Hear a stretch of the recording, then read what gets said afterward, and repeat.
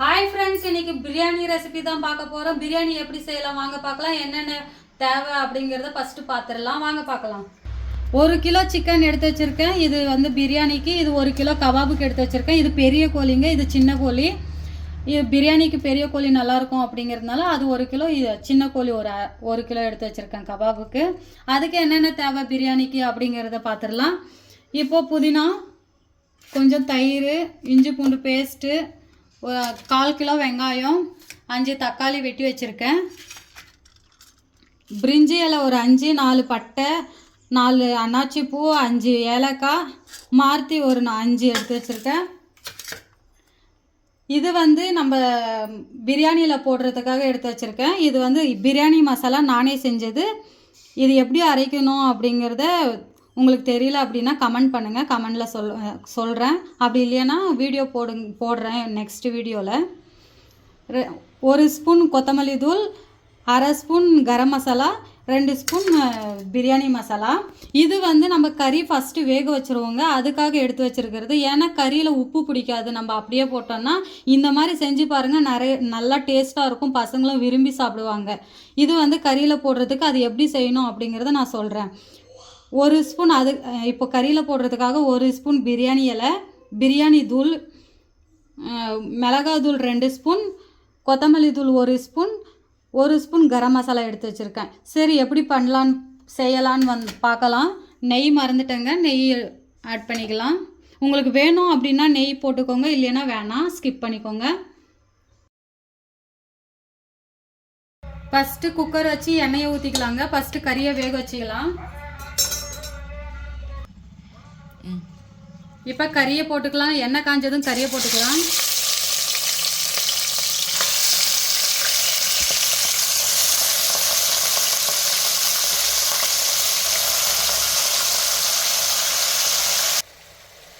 கறி அந்த பக்கம் வெந்துட்டு இருக்குங்க, இந்த பக்கம் நம்ம இது பிரியாணிக்கு தாளிச்சிடலாம்.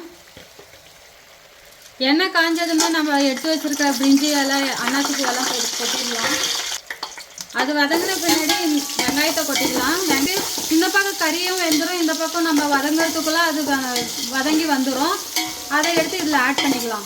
கறி வதங்கிடுச்சுங்க. இப்போ இருக்கிற மசாலா கொட்டிக்கலாம். நம்ம மிளகாத்தூள் எல்லாமே இதில் போட்டுருவோம். உப்பு மிளகாத்தூள் எல்லாம் நம்ம அந்த பிரியாணிக்கு இந்த சைடு இதில் போட தேவையில்லை. ஏன்னா இதுலேயே நம்ம கறிக்கு மிளகா காரம் பிடிச்சாவே போதுமானது.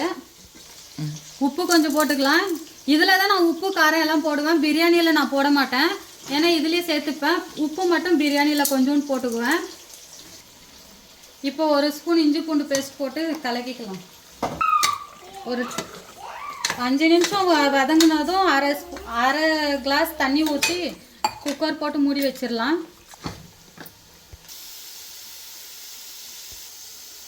இப்போ வெங்காயம் வதங்கியாச்சுங்க. இப்போ புதினாவும் கொத்தமல்லி போட்டுக்கலாம்.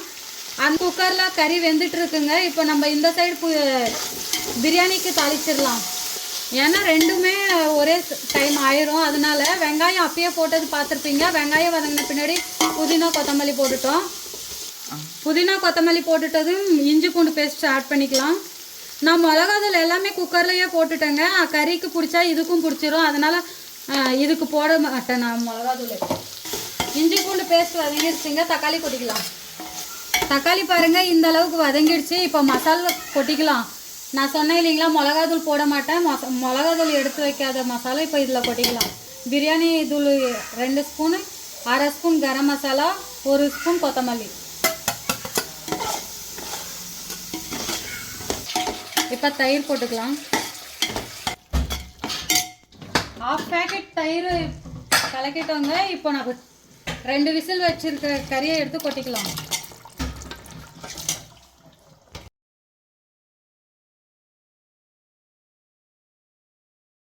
இதில் 4 கிளாஸ் அரிசி எடுத்துருக்கேங்க. அரிசி ஃபஸ்ட்டே ஊற வச்சுட்டேன். நான் வீட்டு அரிசி தான் போடுறேன். வீட்டு அரிசி எடுத்து 4 கிளாஸ் ஊற வச்சு எடுத்திருக்கேன். நம்ம வந்து கபாப் செய்கிறதுனால பிரியாணியில் கறி அவ்வளோவா சாப்பிட மாட்டாங்க. உங்களுக்கு எவ்வளோ தேவையோ அவ்வளோ போட்டுக்கோங்க. அரிசியை போட்டு நல்லா கலக்கி விட்டுக்கலாம். இது நல்லா கலக்கி விட்டுட்டுங்க. இதில் 4 கிளாஸ் அரிசி எடுத்துருக்கேன் இல்லைங்களா, அதுக்கு தண்ணி வந்து 7 கிளாஸ் ஊற்றிக்கிறேன்.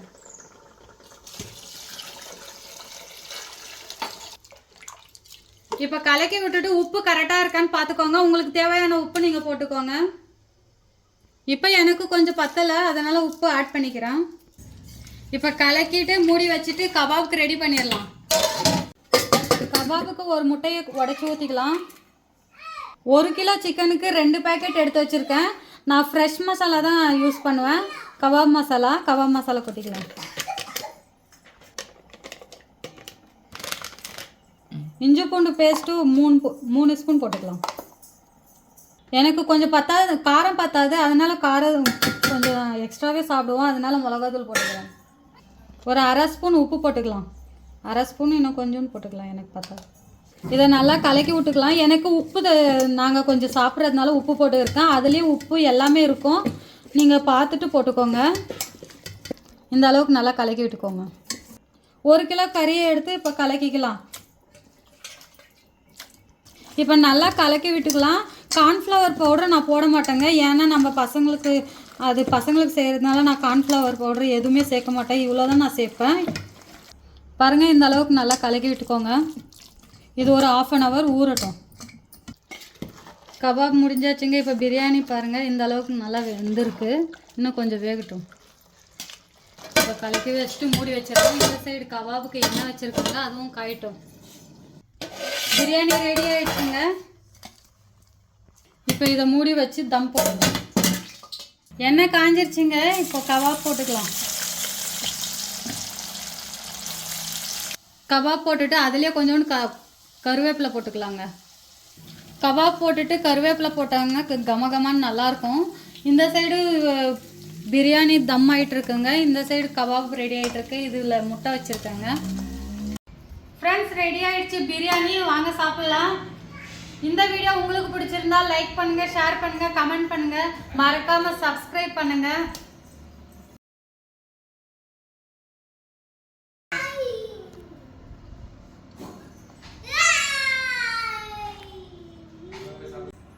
பிரியாணி டேஸ்ட்டு சூப்பராக இருக்குங்க ஃப்ரெண்ட்ஸ்.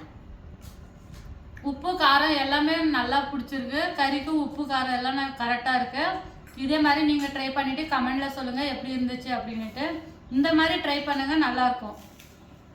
தேங்க்யூ ஃபார் வாட்சிங்.